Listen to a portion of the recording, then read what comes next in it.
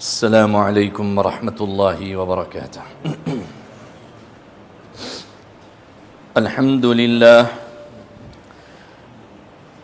لله نحمده ونستعينه ونستغفره ونؤمن به ونتوكل عليه ونعوذ بالله من شرور أنفسنا ومن سيئات أعمالنا. من يهده الله فلا مضل له ومن يضلله فلا هادي له. ونشهد أن لا إله إلا الله وحده لا شريك له. ونشهد أن سيدنا ونبينا ومولانا محمدا عبده ورسوله أرسله بالحق بشيرا ونذيرا وداعيا إلى الله بإذنه وسراجا منيرا. صلى الله تعالى عليه وعلى آله وأصحابه وسلم تسليما كثيرا كثيرا. أما بعد فأعوذ بالله من الشيطان الرجيم. بسم الله الرحمن الرحيم. نون والقلم وما يسطرون. ما أنت بنعمة ربك بمجنون. وإن لك لأجرا غير ممنون. وإنك لعلى خلق عظيم. وقال النبي صلى الله تعالى عليه وسلم إنما بعثت لكي أتمم مكارم الأخلاق. صدق الله العظيم وصدق رسوله النبي الكريم ونحن على ذلك لمن الشاهدين والشاكرين والحمد لله رب العالمين. سبحانك لا علم لنا إلا ما علمتنا إنك أنت العليم الحكيم. رب اشرح لي صدري ويسر لي أمري واحلل عقدة من لساني يفقه قولي. اللهم صل على سيدنا نبينا مولانا محمد وعلى آل سيدنا نبينا مولانا محمد وبارك وسلم. محترم دوستوں اور بزرگوں، دین اسلام دو چیزوں کا نام ہے. انسان کے ظاہر اور انسان کے باطن کا نام دین اسلام ہے. دین اسلام کے جتنے بھی قواعد اور اصول ہیں، اللہ اور اللہ کے رسول صلی اللہ تعالی علیہ وسلم کے جتنے احکامات ہیں، فرامین ہیں، اس کا تعلق انسان کے ظاہر اور انسان کے باطن سے ہے. دین اسلام اس دین کا نام نہیں جو صرف باطن پر توجہ دے اور ظاہر کو آزاد چھوڑ دے. دین اسلام اس دین کا نام نہیں جو صرف ظاہر پر توجہ دے اور باطن کو چھوڑ دے. دین اسلام ہے دونوں، ظاہر اور باطن. ظاہر کو بھی ایسے بناؤ جس سے اللہ اور اللہ کے رسول صلی اللہ علیہ وسلم راضی ہے. ظاہر کو ایسا بناؤ کہ آپ کو دیکھ کر کوئی پرایا، کوئی کافر، کوئی مشرک بھی یہ کہہ دے کہ یہ محمدی ہے صلی اللہ علیہ وسلم. کہ آپ کا ظاہر اور میرا ظاہر نبی کریم صلی اللہ تعالی علیہ وسلم اور صحابہ کرام رضی اللہ عنہم اجمعین کے ظاہر سے ملتا جلتا ہو، اور ہمارا باطن وہ بھی ایسا ہو کہ جس سے اللہ راضی ہو، اور ہمارا باطن بھی اندرون وہ بھی نبی کریم صلی اللہ تعالی علیہ وسلم اور صحابہ کرام رضی اللہ تعالی عنہم اجمعین سے ملتا جلتا ہو۔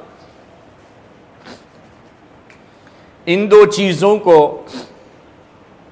نبی صلی اللہ علیہ وسلم نے ایک پیاری دعا میں اس کی تعبیر فرمائی ہے۔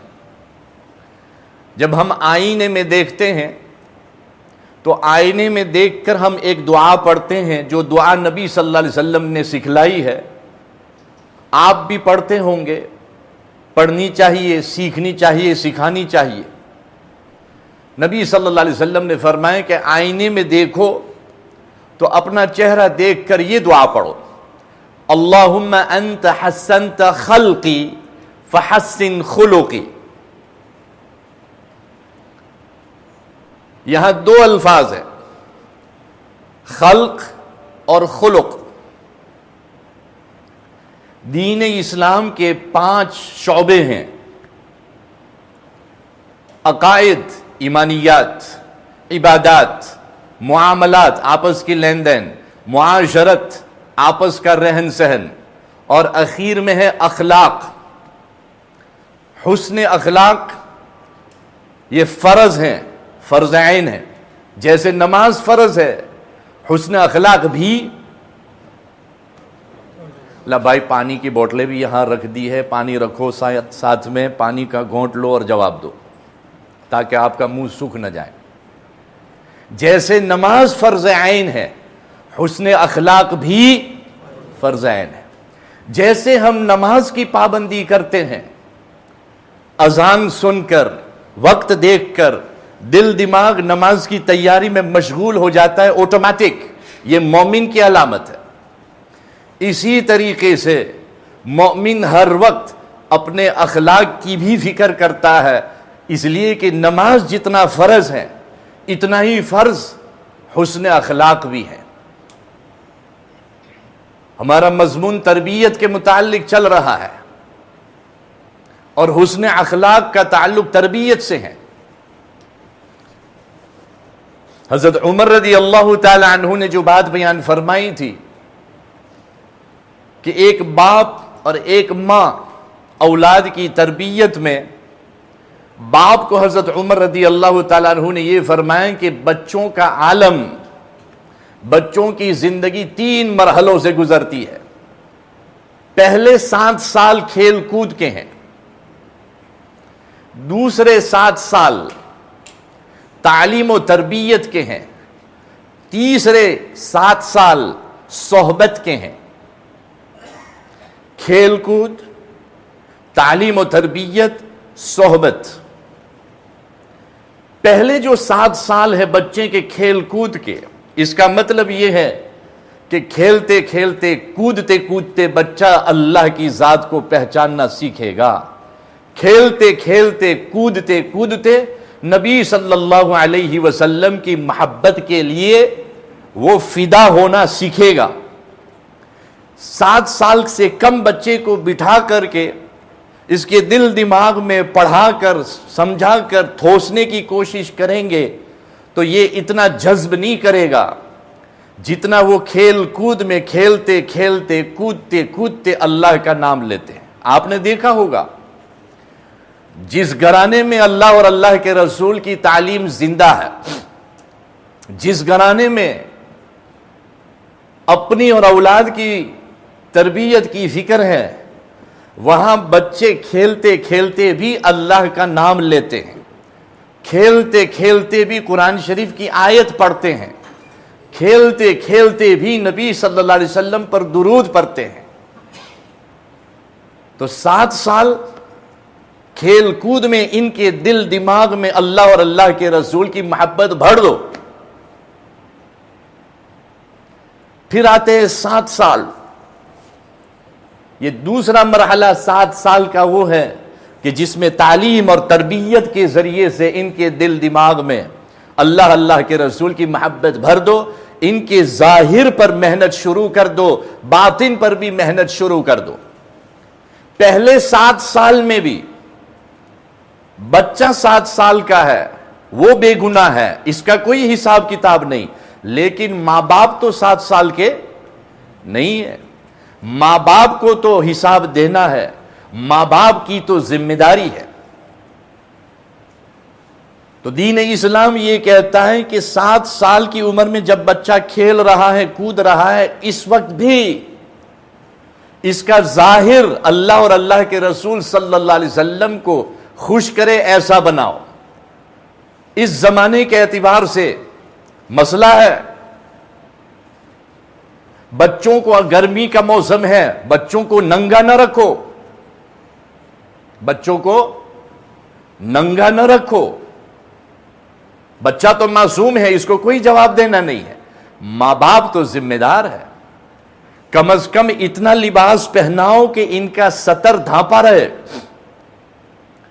لڑکی کو لڑکے کے کپڑے نہ پہناؤ, لڑکی کو لڑکے کے کلرز اور رنگ نہ پہناؤ, اور لڑکے کو لڑکی کا لباس نہ پہناؤ, اور لڑکے کو لڑکی کے کلرز اور رنگ نہ پہناؤ. یہ دین کی تعلیم ہے.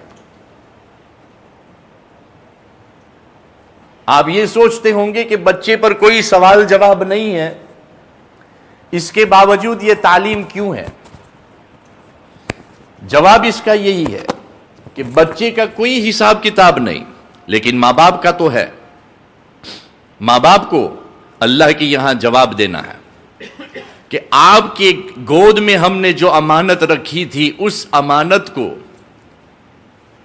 اللہ اور اللہ کے رسول کی محبت میں اور اللہ اور اللہ کے رسول کی چاہت کی تعلیم میں رنگنے کی تم نے کیا محنت کی, کوشش کی. The children are innocent, they are not answerable to Allah subhanahu wa ta'ala. But it is the responsibility of the parents to nurture the children, even though they are at an age where they are not accountable. The parents are accountable. Do that tarbiyat of your children. That will ensure that their hearts are filled to the brim with the love of Allah subhanahu wa ta'ala and the love of Nabi sallallahu alaihi wasallam. And how Hazrat Umar radiyallahu anhu so beautifully explained that the first 7 years are the 7 years of game and play. Children will play, children will jump. Whilst they are in their game and play, you educate them. You teach them the recognition of Allah. Each time they eat, you take the name of Allah and you teach them to take the name of Allah. جب وہ کھائیں اور پیئیں تو دانے ہاتھ سے کھلاؤ, دانے ہاتھ سے پلاؤ. آپ بھی یہ بوٹل سے جو پانی پی رہے دانے ہاتھ سے پینا, بائیں ہاتھ سے نہ پینا. نبی صلی اللہ علیہ وسلم نے فرمایا کہ شیطان بائیں ہاتھ سے پیتا ہے. کون؟ شیطان. تو بائیں ہاتھ سے نہ پیو, دانے ہاتھ سے پیو. یہی تربیت ہے بچے کی. When you feed them, when they eat, when they drink, ensure they are eating and drinking in accordance to the way of Allah subhanahu wa ta'ala and Nabi sallallahu alaihi wasallam. The second 7 years are the 7 years of teaching and learning. And then the third 7 years are the 7 years of giving them company. Sohbat. They accompany you. They stay under your shade. They stay under your guidance. And they learn from your company. تو 21 سال کی محنت ہے. 21 سال میں کیا پانا ہے؟ This is an effort of 21 years. But what have we set out to achieve in those 21 years? This is the golden question. اور یہی جواب آپ کو یاد کرنا ہے, مجھے بھی یاد کرنا ہے. The 21 years, 21 سال کی محنت ہے حسن اخلاق پیدا کرنے کی. کیا پیدا کرنے کی؟ حسن اخلاق, اچھے اخلاق. اگر آپ سے کوئی پوچھے کہ حسن اخلاق کیا ہے تو آپ کیا کہیں گے؟ مسکرانا, نرمی کرنا, اچھے طریقے سے پیش آنا, یہ حسن اخلاق ہے. نہیں, یہ حسن اخلاق کا ایک چھوٹا سا حصہ ہے. پہلی تو 2 باتیں بنیادی جان لے اور سمجھ لے. Fundamentally you need to understand 2 things. If you were asked what is the definition of husnul akhlaq, you will turn around and say to smile, to be soft, to say please and to say thank you. These are all etiquettes. These are adab. they form a small part of حسن الاخلاق. تو پہلے تو یہ دیکھے کہ اخلاق کی تعریف کیا ہے. What is the definition of اخلاق؟ آپ کو یہاں تھوڑا سا دھیان دینا ہوگا. ہم سب اللہ کی مخلوق. اللہ میرا اور آپ کا خالق. مخلوق اور خالق یہ 3 حرف سے لیا ہوا لفظ ہے دونوں. خا لام قاف. اس سے بنا ہے خالق, اس سے بنا ہے مخلوق, اس سے بنا ہے خلق, اس سے بنا ہے خلق. یہ عربی زبان ہے. خلق اور خلق زبر پیش کا فرق ہے. خلق خلق, فتحہ ضمہ, زبر پیش, اتنا ہی فرق. Word is the same. But if you look at the words, they mean 2 completely different things. خلق کہتے ہیں انسان کی فزیکل جسمانی پیدائش, اس کو کہتے ہیں خلق.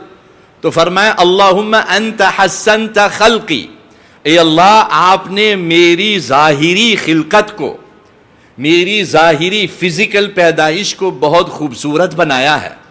فحسن خلق, فحسن خلقی, تو اے اللہ میرے اندرون کو بھی خوبصورت بنا دے. So خلق, we are the creation of Allah. We are His makhluk. Allah is the creator. He is the khaliq. These 2 words are derived from 3 root letters. 1 root word, which is kha, lam, qaf. If you look at the outward physical outer appearance of a being or human, that is called khalq. The internal, non-visible, invisible creation of the human being is known as khulq. تو اخلاق کا لغوی معنی ہے اندرونی حیثیت انسان کی اور جنات کی. انسان اور جنات کی اندرونی حیثیت کو کیا کہتے ہیں؟ خلق, اخلاق. یہ ہوا لغوی, literal definition. The internal characteristics of the creation of Allah subhanahu wa ta'ala, namely the human being and the jinn. What is the Islamic definition of حسن الاخلاق؟ شریعت میں اخلاق کسے کہتے ہیں؟ اب یہ دھیان سے سننا ہے تو زندگی بھر کی ایک غلط سوچ دل دماغ سے اللہ نکال دیں گے.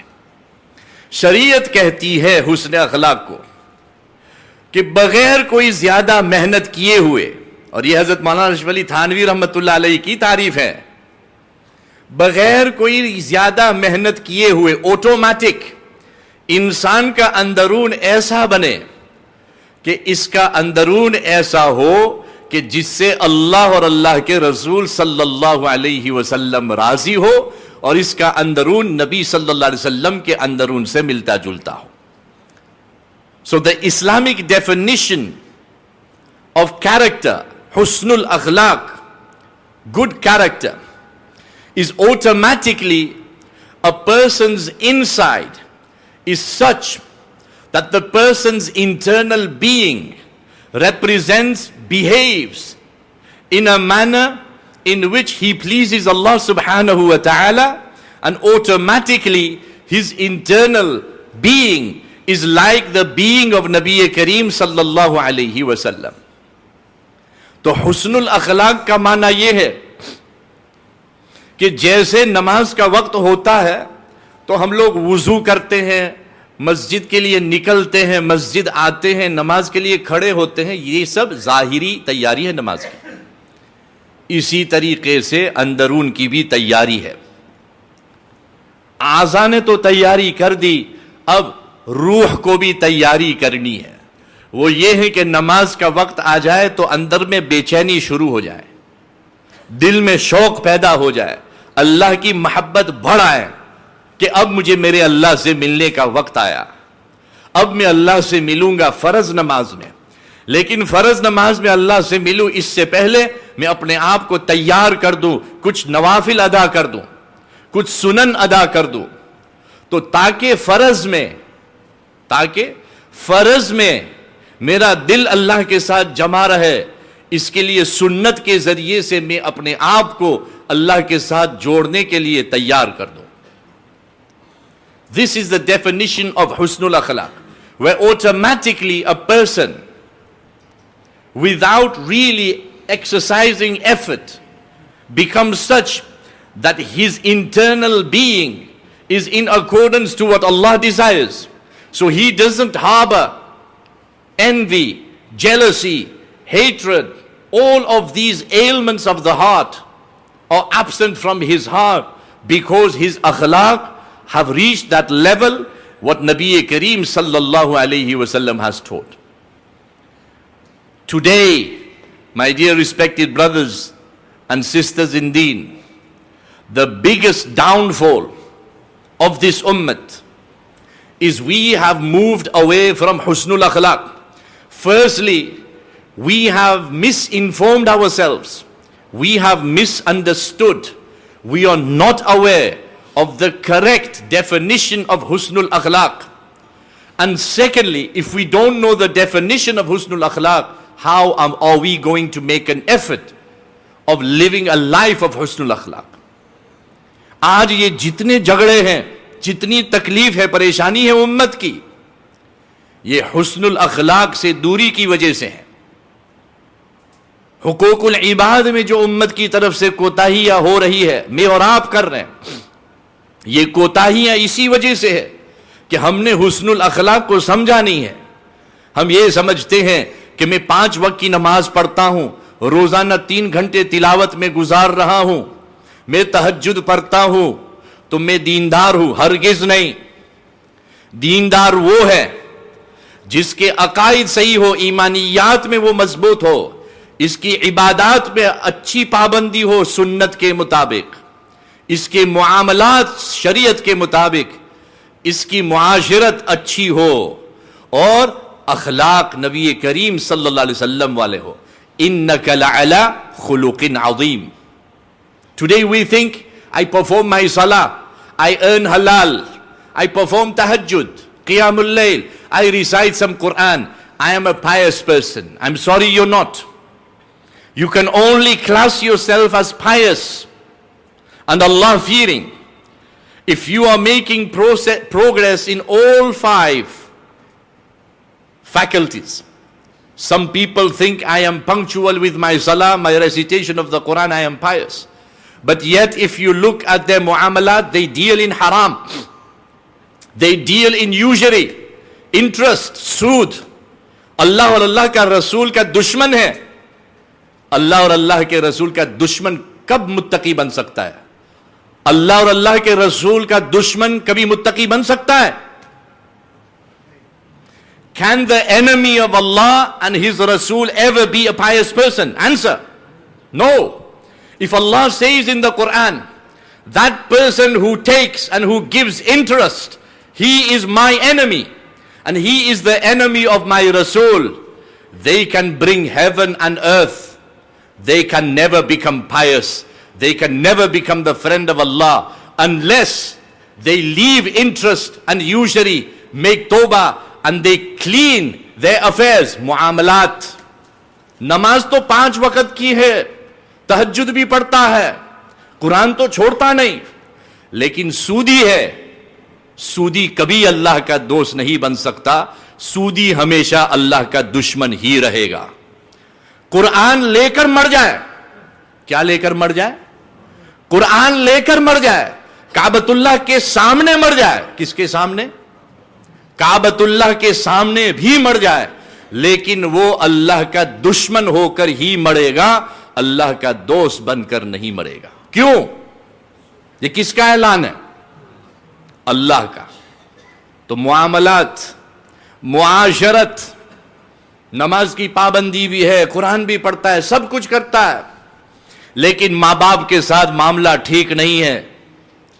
ماں باپ سے نفرت کرتا ہے، ماں باپ سے دشمناوت کرتا ہے، ماں باپ کو تکلیف دیتا ہے، ماں باپ کی رسپیکٹ احترام نہیں کرتا، ماں باپ کی خدمت نہیں کرتا، وہ کبھی متقی نہیں ہو سکتا۔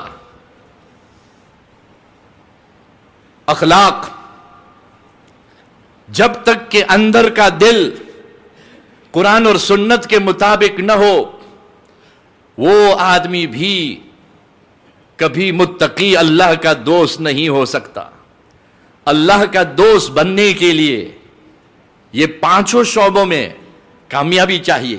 You need to make an effort in all 5 faculties to become the friend of Allah, to become pious, to allow piety to come near you.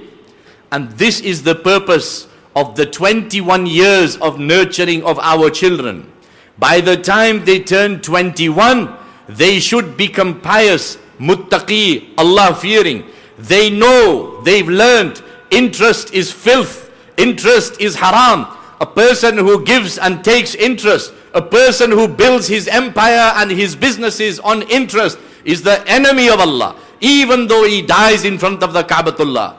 حتیم کے اندر بھی مر جائے، حتیم تو جانتے ہو نا، حتیم اس کے اندر بھی مر جائے تو سود کھوڑ حتیم میں مرنے کے باوجود اللہ کا دوست بن کر نہیں مر سکتا، اللہ کا دشمن بن کے ہی مرے گا۔ کیا بن کر؟ اللہ کا دشمن بن کے ہی مرے گا۔ فرق اتنا ہے کہ اس دشمن کی موت آئی حتیم کے اندر۔ بات سمجھ رہے ہیں؟ So this is what we have to learn. Husnul akhlaq. This is what will bring and energize and empower the ummah. And this is what will weaken the ummah. We today look at everything and we make statements and we read and we hear and we watch and we make bold statements. We like to say everything which is easy to say. And we like to always shift blame. But what is difficult to do and achieve, we automatically, conveniently ignore. جو محنت اصل کرنی ہے اور جو مشکل محنت ہے، ہمارا نفس اس کا تذکرہ کرنے نہیں دیتا، ہم اس چیز کو چھوڑ دیتے ہیں اور دوسری چیزوں کو دیکھتے رہتے ہیں اور دوسری چیزوں کے پیچھے مرتے رہتے ہیں۔ حالانکہ اس امت کی طاقت، اس امت کا اتحاد، اس امت کا اتفاق، اس امت کی کامیابی حسن الاخلاق میں ہے۔ کس میں ہے؟ حسن الاخلاق۔ We say we need to be united as a ummah. Yes, 1,000,000 times we need to be united. Blue, green, black, brown, whatever your creed, whatever your color, we need to be united. How will you unite? How will you unite? Under what banner will you unite? What brings unity? What has taught us the greatest lesson of unity? When did the greatest unification ever take place? What Allah says in the Quran, that you were enemies for centuries. What made you brothers? Aus and Khazraj were enemies in Medina for 3 centuries and beyond. What brought them together? What created unity? That unity and unification that the world has never seen, that came under the banner of Islam, that came under the banner of Husnul Akhlaq. Imaniyat, ibadat, muamalat, muasharat, akhlaq. Allah mujhe aur aapko samajh de. Inshallah al-Aziz, we will continue on this topic and we will go into the depths of it so that we may understand it and we may inculcate it into our lives. Allah mujhe aur aapko samajh de, amal ki tawfiq de. Subhanallah wa bihamdihi, subhanakallahumma